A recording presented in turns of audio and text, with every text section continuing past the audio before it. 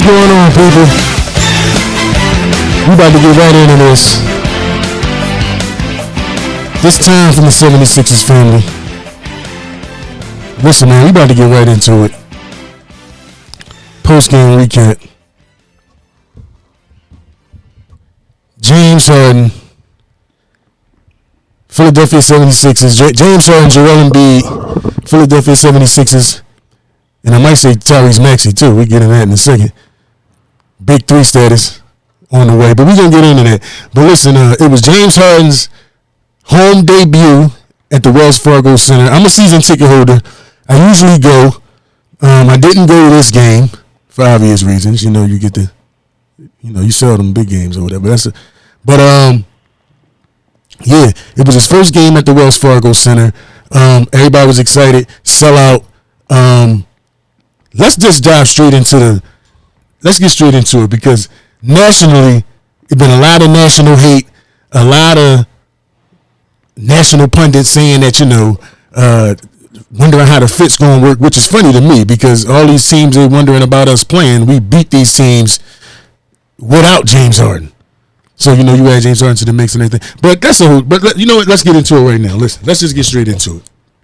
I want to dive into the first quarter. Let's take a look at this first quarter recap. This is just me. I'm going to go quarter by quarter how I viewed this game, because the scary part about the Sixers is this, before I get into it. They not even as good as they could be yet. Me watching every game, like almost literally every minute of every game, and being at a lot of these games, they not even playing as good as they was playing before Harden got there. I know it might not make sense, but they missing a lot of things, and it's a lot. But they still, these past three games, they still been, dominating. So when they really, really, really get it together, it's going to be stupid crazy. And the fact that Maxey is playing so well, like I didn't think he would drop off, but to be playing as well as he is, like consistently 20 every night, if he could get that, if he could be consistently over 20 every night, then yeah, we might have a little big three jumping off over here. But first quarter, listen, man, they had a slow start. It was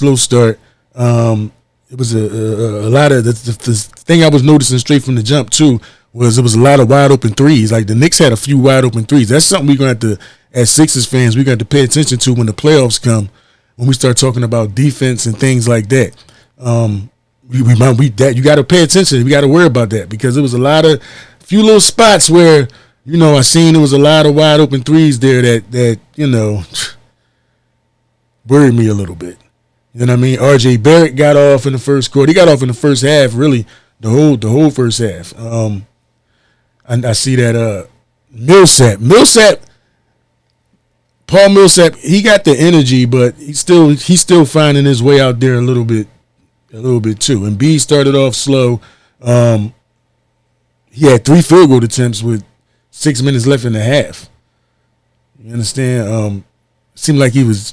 I guess once again, it was the excitement of the night. I think all the fans, a couple celebrities there, Meek Mill on the sideline, all of the energy in the building. It was like rose to the top like a champagne bottle, pop, and then I think everybody just was fizzling out in that first half, because the third quarter, you see, they came out and dominated. You know what I mean? Third quarter, they came out. I think they outscored them 38-19 in the third quarter. You know what I mean? But even before we get to that third quarter, though, let me these first half stats. Let me see. Yeah, B had 13 in the first half. Harden 19 in the first half for Harden.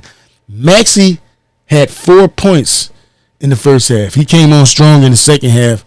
Tobias had 7 in the first half. Faber with 3. Danny Green with 3.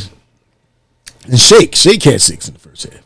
So the first half, Harden was really dominating the first half, where everybody was really finding their way. I felt like they was trying to let him, because of the home crowd, they were kind of letting him do his thing instead of, coming on super, super, super strong or whatever, But as the second half started, they came out scrappy in that third quarter.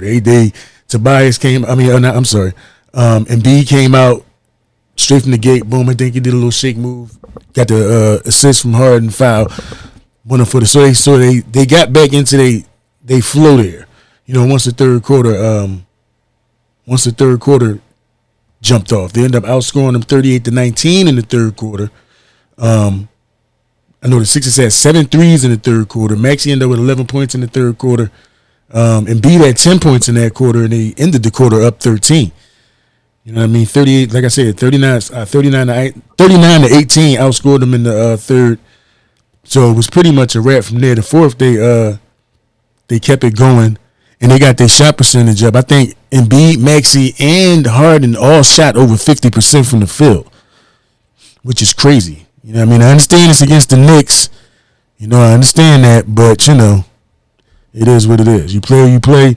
And like I said, they beat a lot of these other teams anyway. People keep talking about Cleveland coming up. They just smashed Cleveland. And B just made Allen a poster a couple weeks ago, and they keep talking to me about Cleveland coming up. This is stupid. And ain't nobody worried about Brooklyn because we know what's going on with that. But we'll see what's up with the Bulls and these Heat because that's what everybody keep the 2 games in between. I think we got Cleveland, Chicago, Chicago, Miami, then Brooklyn. So those 2 games in between Chicago and Miami, those are the games everybody keep talking about. So we'll see what happens in those games. But yeah, we're back to this game. Yeah, the only thing that I was worried about still in the second half was the Knicks were still hitting a lot of threes. Like just uncontested, wide open. And we might have to work on some defensive scheming a little bit. But it'll show itself against some of these good teams, and hopefully Doc can get it taken care of. I do think that he's still figuring out. Like I said, it's 3 games, but Doc got to figure out a lineup. They said he want to keep Harden or Embiid on the floor at all times, and I could dig it. But you might have to figure out a lineup or so with not with all the starters out, but maybe a Maxey Tobias type situation. You might have to figure out a lineup like that. And I know they was talking about DeAndre Jordan. I hope they do go get DeAndre Jordan off the market. That'd be a good pickup, in my opinion, if we was able to pick up DeAndre Jordan. But let me bring these post-game, end of the game stats up real quick. Where we at? So let me see. Yeah. So yeah, they ended the game. Tobias ended the. I'm sorry. Now this is what I liked. I wanted to make sure I got it right so I could pull it up. 27, 26, 25. Embiid ends the game with 27. Harden ends the game with 26. Maxey ends the game with 25. Thibault ends the game with 10. Tobias ends the game with 14. All 5 starters in double figures. Off the bench, Danny, Shake, and Niang, 6 points apiece. Paul Reed 3. I like it. It was a good, like I said, Millsap still finding his way. No points, 2 rebounds. They get a couple field goal attempts. Korkmaz still finding his way a little bit. But there we go. Korkmaz only played 5 minutes though. So Doc really went with pretty much a good 8-man rotation. It looks like, you know what I mean. Yeah, pretty much an 8-man rotation he went with Millsap popping in here and there because he had 12 minutes. So what we're seeing right now is with Danny, Shake, and Niang coming off the bench, and Millsap, we're going to see some combination of that in the playoffs, in my opinion. That's going to be the playoff roster unless we end up bringing in DeAndre. Then Millsap might end up getting less time, in my opinion. But I hope we do bring in DeAndre. That'd be a good pickup, in my opinion. Like down the stretch in the playoffs, he playoff tested. He been there, done that.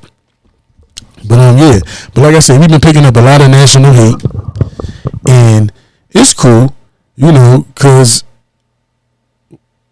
it's expected. Like if this was in another city, nationally it'll be hated. Just like when LeBron went to Miami and KD went to the Warriors, you're gonna get a lot of national hate about it because people know what it is and they know what's possibly to come. Now, like I said, to me, they're not playing their best basketball, and they still doing the things that they're doing in these first 3 games. When they finally get it together to me is seriously, literally going to be scary. Like, it's going to get dark for the NBA if they could really get a flow going. And because Maxi's so young, he's 21, he just full of energy and just a ball. He remind me. I used to tell people. Well, not used to tell people. I tell people now. He remind me of like a baby Westbrook with just the energy, the ball of energy and the speed, not necessarily the whole style of play. But and that's why it is good because he wasn't really like a pure point guard. So it's good that he gets to play off ball now, and come off screens and move people around the court as he's running, having his defender chase him, disrupting defenses and things like that. So yeah, it's gonna be. I think it's gonna be a good run for the rest of the season. I'm just getting into this channel. We're gonna keep this thing going. I'm post gaming every game. We're gonna talk about it. I don't care who listen. If you're listening, that's what's up.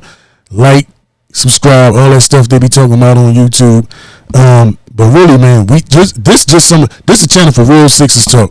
So I don't care if it's 1,000 of y'all or 10 of y'all. Like, this is a channel for real Sixers talk, real Sixers fan. Like I said, I'm a season ticket holder. Me and my family, we've been going to games for years. I done raised my kids in it.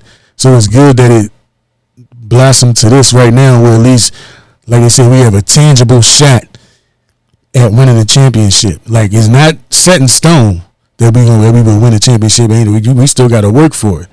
You know what I mean? But it's tangible now.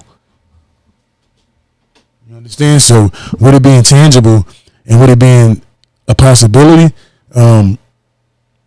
it's time to talk about it. It's time to talk about it. So yeah, man, listen. That's it. I'm about to get up out of here. Y'all, like I said, like, subscribe. I'll be back after the next game with the next post game.